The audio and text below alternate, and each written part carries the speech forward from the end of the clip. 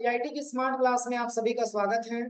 और अकाउंटिंग की इस क्लास में हम लोग पढ़ रहे थे अकाउंटिंग टर्म के बारे में, जो कि मैंने आपको बताया था कहाँ तक, एसेट्स तक मैंने आपको बता दिया था। एसेट्स तक मैंने आपको बता दिया था कि एसेट्स होता क्या। इसमें मैंने आपको एक्सप्लेन करके बताया भी था कि दो प्रकार के एसेट्स आपके होते हैं, फिक्स और करेंट। आज की क्लास में जो पढ़ना है वो है आपके 9वें नंबर के पॉइंट, यानी कि लायबिलिटीज से आपको पढ़ना है। देखिए, लायबिलिटीज का मतलब होता है कर्ज। लायबिलिटीज का मतलब क्या होता है? कर्ज, जिसको हम जो है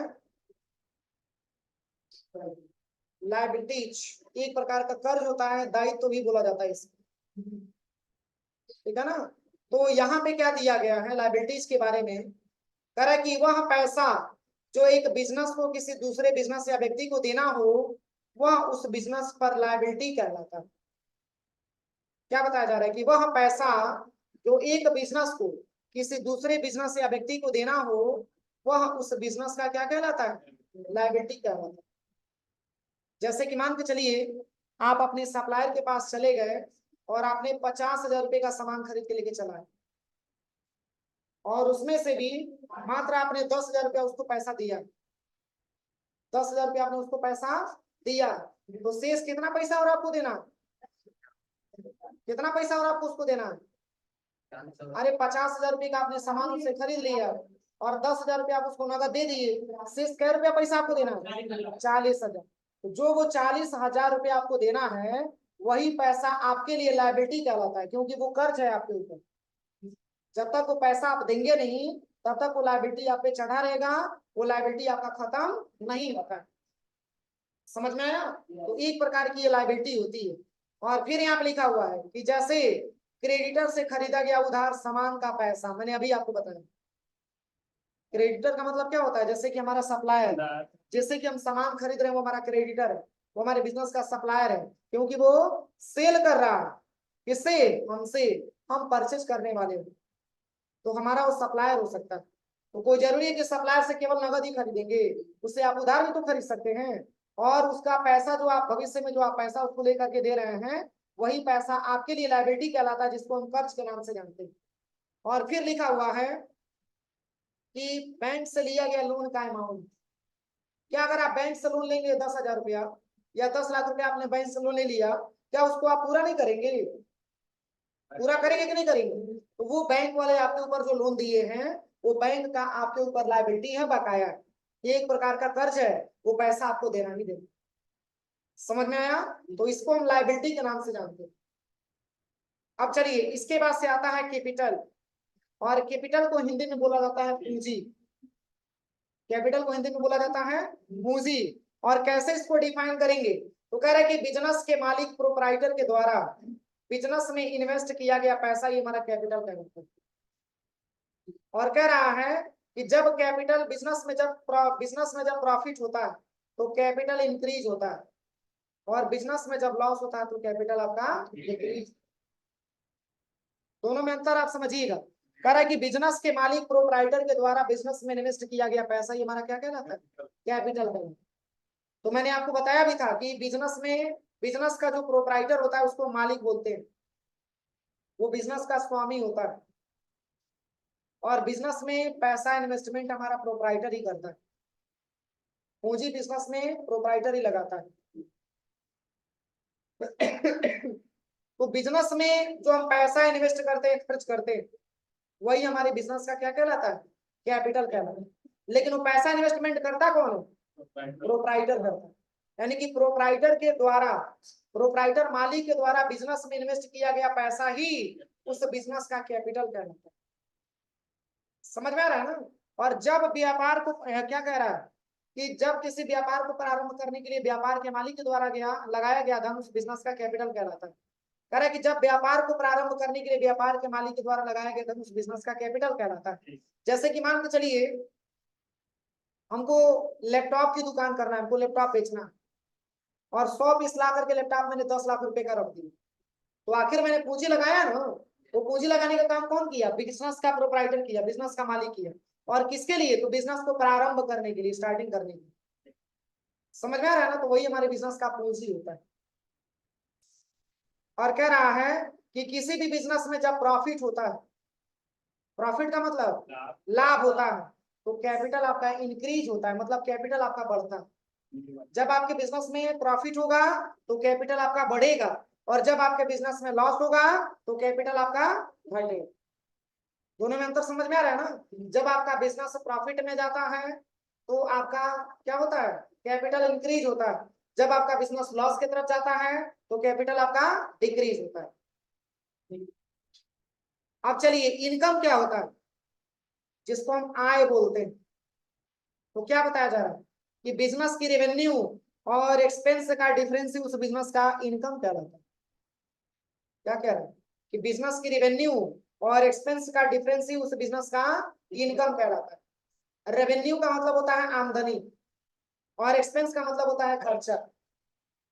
जैसे कह रहा है कि जो बिजनेस की रेवेन्यू है, रेवेन्यू का मतलब कि कितना रुपया आपने कमाया, और एक्सपेंस का मतलब कितना रुपया आपने खर्च कर दिया, शेष जो बचेगा उसी को हम इनकम बोल सकते।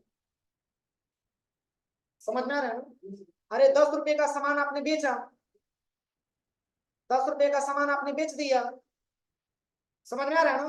और 5 रुपए आप उसमें से आप निकाल करके खर्चा कर दिए, तो शेष इनकम आपका कितने रुपए का हुआ? मात्र 5 रुपए का। वही 5 रुपए आपका इनकम करना। हाँ, समझ में आ रहा है ना? अब इसके बाद से देखिए, एक्सपेंडिचर क्या होता है। एक्सपेंडिचर को बोला जाता है व्यय, खर्च। एक्सपेंडिचर को व्यय बोला जाता है, खर्च बोला जाता है। अब ये किस प्रकार का खर्च है, तो कह रहा है कि गुड्स को प्रोड्यूस, उत्पादन करने तथा गुड्स की सेल सर्विस करने में होने वाला खर्च हमारा एक्सपेंडिचर कहलाता है। जैसे रॉ मटेरियल्स को खरीदने में लगने वाला खर्च, सैलरी का पेमेंट, ऑफिस एक्सपेंस आदि। यहाँ पे क्या बताया जा रहा है कि गुड्स की प्रोड्यूस, उत्पादन करने तथा गुड्स की सेल सर्विस करने में होने वाला हमारा खर्च क्या होता है, एक्सपेंडिचर कहलाता है। जैसे कि मैं एक छोटा सा एग्जांपल आपको मैंने बताया था कि अगर हम बैग का बिजनेस करते हैं तो क्या बैग का कपड़ा खरीद के लेके आना पड़ेगा, बैग का चैन लेके आना पड़ेगा, और बैग में धागे भी आपको लाने होंगे। तो ये सब हमारे बिजनेस के क्या होते हैं, कच्चे माल होते हैं। क्योंकि जब तक खरीदेंगे नहीं तब तक हम बैग बनाएंगे कैसे। तो बैग बना लिए आपने, 200 पीस 300 पीस आपने बैग बनवा लिया, तो क्या उसको सेल भी तो करेंगे। तो सेल करेंगे तो किससे, जैसे मान के चलिए कि अपना वाहन लगा के आपने सेल किया, तो क्या खर्चा हो रहा है कि नहीं हो रहा? बोलिए। आप अपना बिजनेस स्टार्ट किए हैं तो आपने बैग बनवाने के लिए बहुत सारे जो है आपने जो है रॉ मटेरियल को खरीदा, उससे भी आपका खर्चा हुआ। आप उसको सप्लाई कर रहे हैं, उससे भी आपका खर्चा हो रहा है। तो इस प्रकार के खर्च को एक्सपेंडिचर बोला जाता है। क्या बोला जाता है, एक्सपेंडिचर बोला जाता है। और कह रहा है कि दूसरा ऑप्शन लिखा हुआ है, जैसे कि सैलरी का पेमेंट। अगर मान के चले कि कोई इंप्लाई है, उसको आप सैलरी दे रहे हैं, पेमेंट दे रहे हैं, तो वही भी हमारा बिजनेस का क्या हो जाएगा, एक्सपेंडिचर हो जाएगा।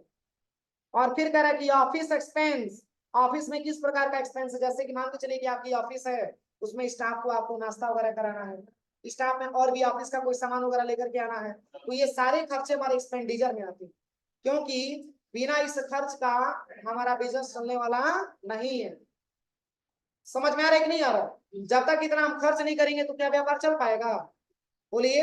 हम कह दिए कि हमको बैग बेचना, तो बैग बनाने के लिए आपको सामान होना चाहिए ना, तो सामान आप कैसे खरीदेंगे, कैश से ही खरीदेंगे, तो कैश आपके व्यापार से जाएगा ही जाएगा। तो ऐसे खर्च को खर्च नहीं बोला जाता है, ऐसे खर्च को एक्सपेंडिचर के नाम से जाना है, जिसको हम व्यय बोल सकते हैं। अब चलिए, अगला क्या पॉइंट आपका दिया है, प्रॉफिट। हाँ, प्रॉफिट क्या होता है, देखिए कह रहा है कि the excess amount of revenue over expense during in accounting period called profit. क्या अगर हम 10 रुपए का सामान खरीदे हैं और 10 रुपए में बेच देंगे तो हमको प्रॉफिट हो जाएगा? बोलिए।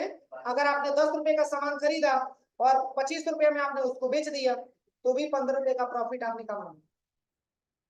200 रुपए का आपने सामान खरीदा और 500 रुपए में आपने बेच दिया, तो भी 300 रुपए आपने प्रॉफिट कमाया।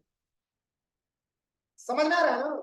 मतलब कि आपको जैसे कि मान के चलिए कि आपने कितने रुपए में खरीदा, शेष आप कितने रुपए में बेच रहे हैं, जो आपका शेष अमाउंट बचता है वही आपका क्या होता है, प्रॉफिट होता है। तो क्या लिखा हुआ, कह रहा है कि the excess amount of revenue over expense during an accounting period called profit. यानी कि एक अकाउंटिंग पीरियड में जितने रुपए का हम जो है रेवेन्यू प्राप्त करते हैं, जितने रुपए का हम अर्निंग प्राप्त करते हैं, इनकम करते हैं, और ओवरऑल जो एक्सपेंस होता है उसको छोड़ करके जो शेष हमारा बचता है वही हमारा प्रॉफिट होता है।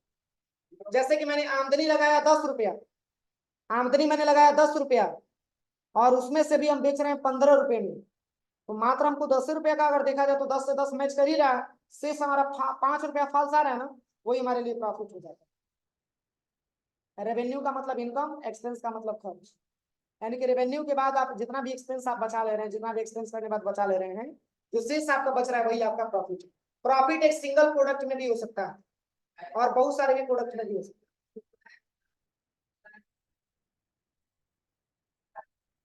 है। अरे जैसे एक छोटा सा एग्जांपल आप समझिए, जैसे कि मान के चलिए हम दुकान पे गए और मैंने मार्कर खरीदा 25 रुपए में,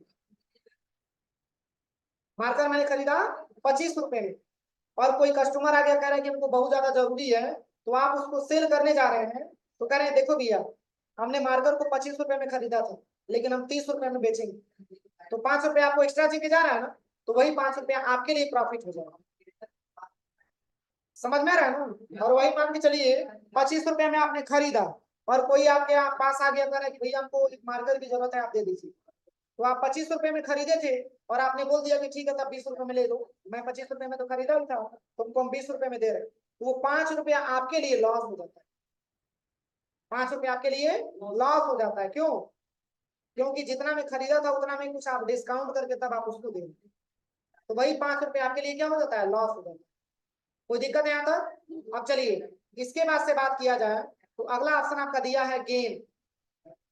गेन का मतलब होता है हासिल करना, प्राप्त करना, ठीक है ना। जैसे नहीं कहा जाता है इन्होंने तो गेम को मतलब इन्होंने गेम को गेन कर लिया, या इन्होंने अच्छे परसेंटेज गेन किया, इन्होंने अच्छे मार्क्स गेन किया।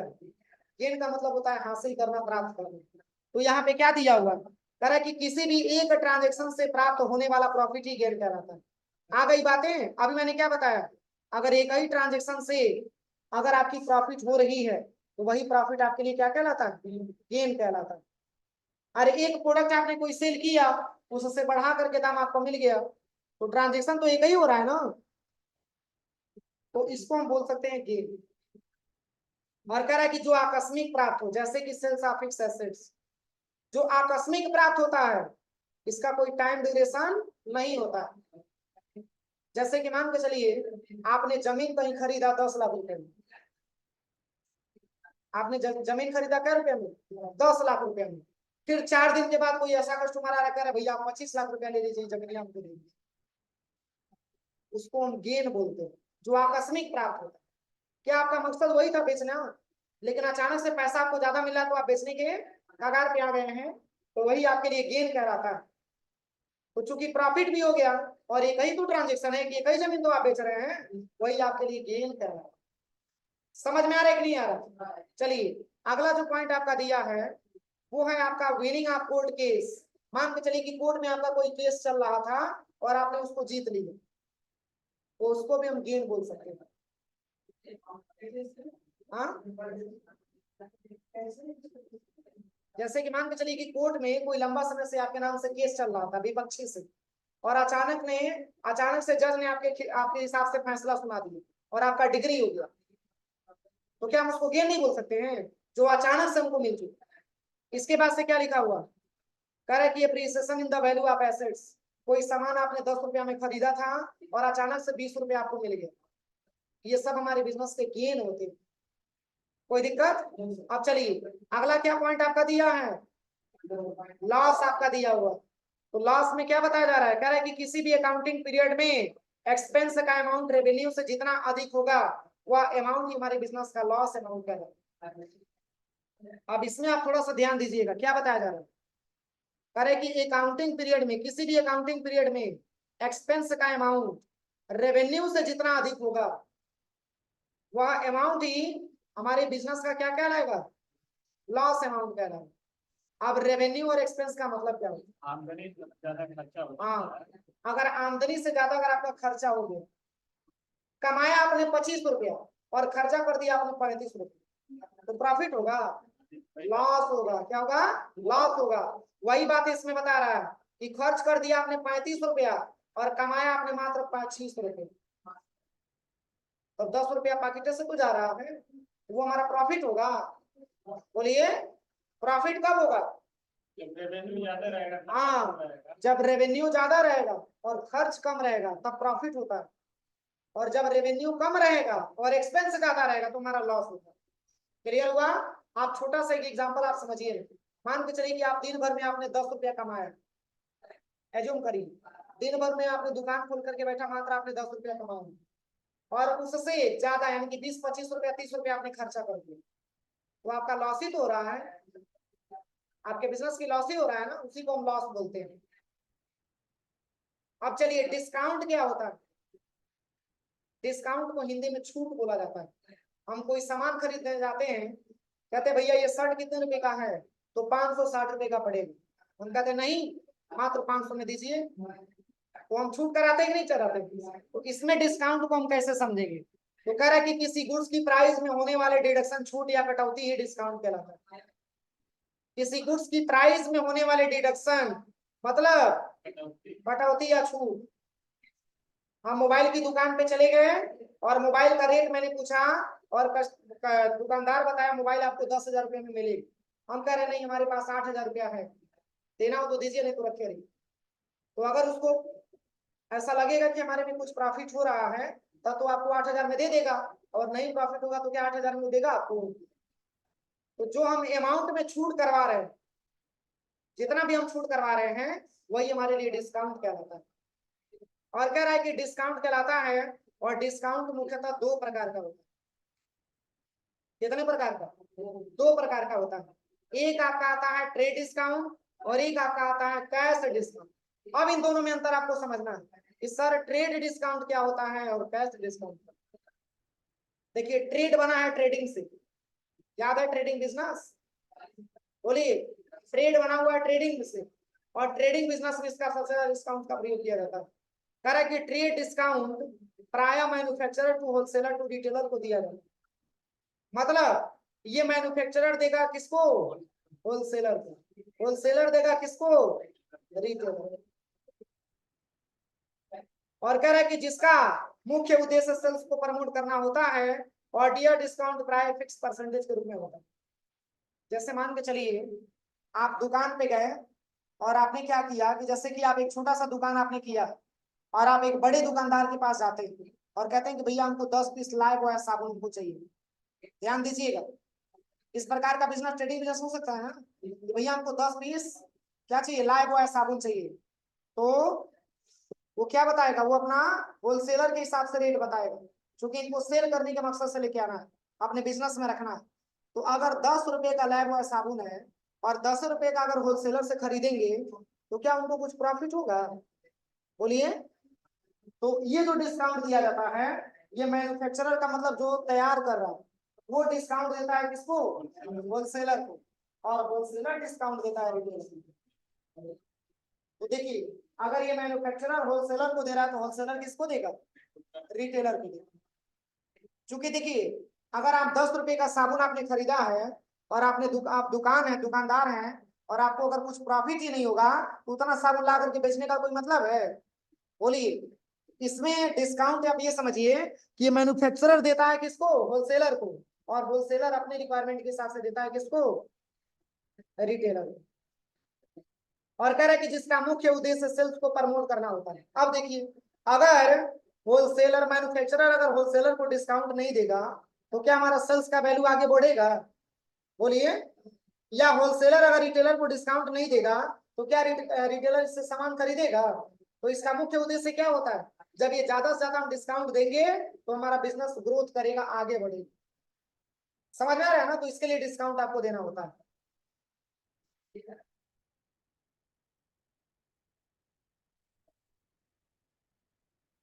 और इसके बाद से क्या लिखा हुआ है, यह डिस्काउंट प्राय फिक्स परसेंटेज के रूप में होता है। अब ऐसा नहीं कि मनमानी डिस्काउंट दे देंगे लोग, नहीं।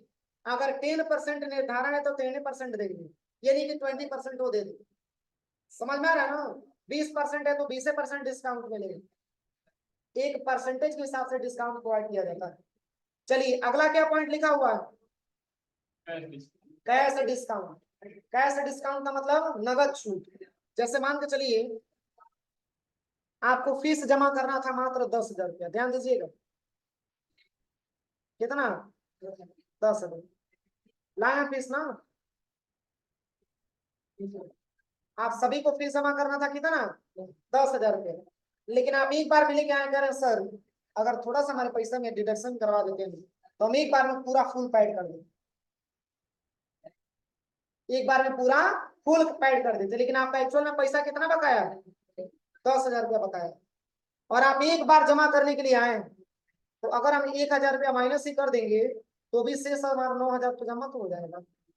बोलिए, तो ये हमारा कैश डिस्काउंट हो जाता है।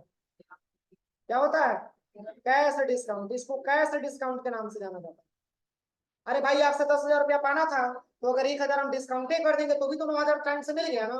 और जो पैसा 10 महीने में जमा होता वो पैसा पहले ही मिल गया, टाइम से पहले कलेक्शन भी हो गया और डिस्काउंट भी आपको दे दिया गया। अब क्या लिखा हुआ है? कह रहा है कि बिजनेस में कैश फ्लो को मेंटेन करने के लिए या फिर कैश को टाइमली कलेक्ट करने के लिए, टाइम से पहले कलेक्ट भी हो गया और आपको डिस्काउंट भी दे दिया गया, इस प्रकार के डिस्काउंट को कैश डिस्काउंट बोल सकते हैं। कोई दिक्कत किसी को? अब चलिए, अब इसके बाद से आता है बाउचर। क्या आता है? बाउचर। और बाउचर को बोला जाता है प्रमाणक। क्या बोला जाता है? प्रमाणक। अब बाउचर होता क्या है तो देखिए, कह रहा है कि किसी ट्रांजेक्शन के सपोर्ट में तैयार किए जाने वाले डॉक्यूमेंट को ही हम क्या कहते हैं? बाउचर। कह रहा है कि किसी ट्रांजेक्शन के सपोर्ट में तैयार किए जाने वाले डॉक्यूमेंट को बाउचर कहते हैं, जैसे कि कैश मेमो, इनवॉइस, चालान, रिसिप्ट इत्यादि। अगर आप सामान को परचेज किए हैं तो उसको परचेज बाउचर में आप एंट्री करेंगे। समझ में आ रहा है ना? अगर आप उसको सेल करने जा रहे हैं तो सेल्स बाउचर में आप एंट्री करेंगे। अगर किसी से पैसा प्राप्त कर रहे हैं तो रिसिप्ट बाउचर में एंट्री करेंगे। अगर पैसा आप अपने बैंक में जमा कर रहे हैं तो कंट्रा बाउचर में रिकॉर्ड करेंगे। अगर किसी को पेमेंट दे रहे हैं तो पेमेंट बाउचर में आप रिकॉर्ड करेंगे। समझ में आ रहा है ना? तो अलग अलग ट्रांजेक्शन को रिकॉर्ड करने के लिए अलग अलग बाउचर का इस्तेमाल किया जाता है, पर ये डिपेंड होता है हमारे ट्रांजेक्शन के ऊपर। अब ये नहीं है कि परचेजिंग की है तो सेल्स में जाके ट्रांजेक्शन कर देंगे, या सेल्स किया तो रिसिप्ट में जाके उसको घुसेड़ देंगे। जो जिस ट्रांजेक्शन का होगा, जो जिस बाउचर का होगा, उसी में हम ले जाके उसको हम क्या करेंगे? सॉल्व करेंगे। अगर रिसिप्ट बाउचर का ट्रांजेक्शन है तो रिसिप्ट बाउचर में एंट्री होगी, अगर कंट्रा बाउचर का ट्रांजेक्शन है तो कंट्रा बाउचर में एंट्री होगी। समझ में आ रहा है ना? अगर पेमेंट बाउचर की एंट्री है तो पेमेंट बाउचर में एंट्री करेंगे। तो ये सबका बाउचर अलग अलग होता है। अब देखिए, जैसे यहाँ पे लिखा हुआ है, जैसे कि क्या लिखा हुआ है? डॉक्यूमेंट लिखा हुआ, तो ये डॉक्यूमेंट की बात हो रही है। जैसे कैश मेमो, एक कैश मेमो बनता है, उसका एक डॉक्यूमेंट बोला जाता है। कैश मेमो एक तैयार होकर के मिलता है। ऐसे ही एक इनवॉइस आपको मिलता है।